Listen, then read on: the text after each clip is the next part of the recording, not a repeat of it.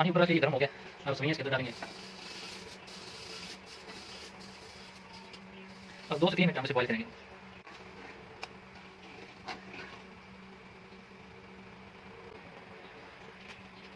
अब इसे हम पानी निकाल देंगे।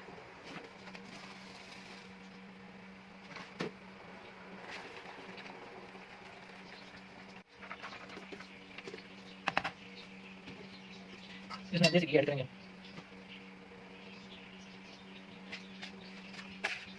जी सवैयां हमारी रेडी हो गई, बन गई हैं। ये चीनी या साथ शक्कर है, तो किसी को शुगर है तो वो शक्कर इस्तेमाल कर सकता है, वैसे तो जो जिसके साथ